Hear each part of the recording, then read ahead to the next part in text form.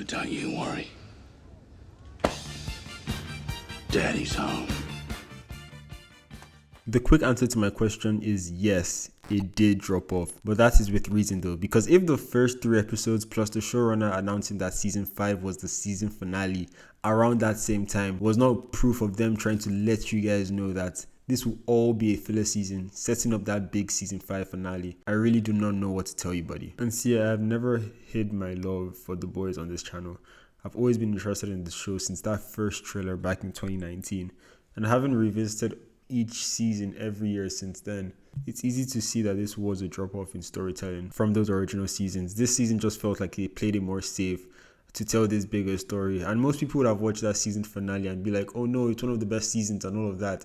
Buddy, let this whole season marinate with you for a minute, because nothing truly happened here until that final episode, and even at that, it all felt quite rushed. I was not even a big fan of the last scene on here, no spoilers, but that scene that involves like various passports being held out, because we conclude this story and you just drop all of that on us. I just believe the conclusion would have been way better without the involvement of that cliffhanger and all of that. But I did enjoy some story points in this season. I love the whole Sage introduction, and her with Homelander brought this unpredictability and real sign of fear to the Seven, because they finally had a proper plan to do some real messed up stuff. And just her whole introduction with bringing the whole Seven together, unsettling the boys, her hinting to A-Train that she knew he was the leak. But this season did not really have a lot to do with the Homelander character, apart from that episode 4 with him, which was nice. It was a nice fun adventure for the character to see him develop further into this monster. But apart from that, we get him placed in this reduced bubble and turns out to be mostly a messenger, because the whole plot of this season is generally not even about him. It's majorly on the boys versus Newman, and he was in this position of a whole episode will happen and he'll just hear about it or hear something about it at the end, and that paired with him just not being involved in anything. Like throughout this season, it was just disappointing, especially for one of your main characters to be dwindled into such a little role. As for the character development of the boys and the other main members of the Seven or the Six, Huey, with him accepting loss of his dad and the whole situation with his mom, I kind of liked it, but from then on, it just kept on doing bad things to my guy. Like, can this boy get a rest?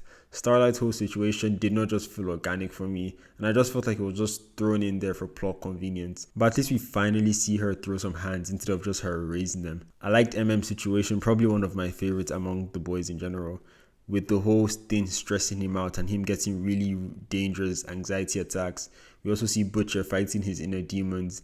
That was real fun, but I was a bit annoyed with the reveal. I was hoping that the speculations and the predictions that everybody was making were not real, and I was like just holding back on believing it, but I was just annoyed with the whole thing.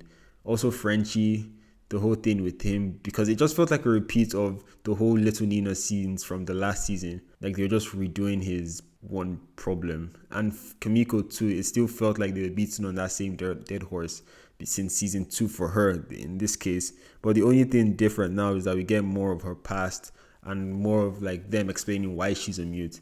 Also wish we got more involvement with the Shining Light Liberation, because we just got thrown a bone of that in the first half of the episodes, and then they just called it a day with them. As for the Seven, the Deep being this comic relief aspect was fun, but I think his storyline, although it was real growth compared to season 3, it did not reach the highs of his character growth in season 2. And the dramatic point of view we see of his character and him trying to be this, can I say, alpha male, it just was a bit uninteresting. And the whole octopus thing was funny at first, but it just started to get redundant as they kept on stretching it out in like 5 episodes. Like, come on, we get it. And as for Noir, I loved his scenes. It was simple as that. The new Noir is so fun in this. Firecracker as a new addition too. I loved her whole persona, and she was made somewhat of like a joke, because really she didn't really offer anything besides her being a joke.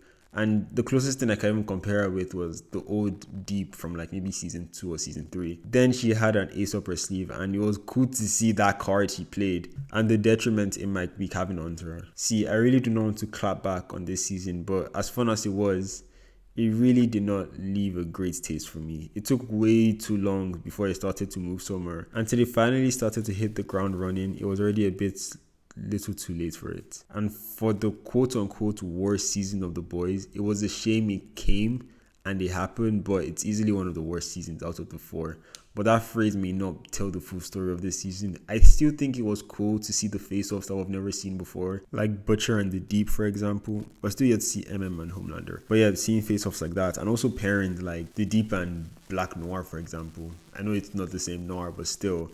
And also Huey and Kamiko, they have their own little time to shine together, which is something that surprisingly we have not seen in 4 seasons. But yeah, those face-offs, those pairings, combined with even the exploration of the characters' past that we've never seen, and some of them that were explored. And I didn't even mention my man A-Train. He had one of the best arcs in this season. How did I even forget about A-Train? But yeah, him alongside MM had the best arcs in this season. See, what did you think for the boys this season? I would love to know. Thank you for watching this video. See you in the next one. Bye.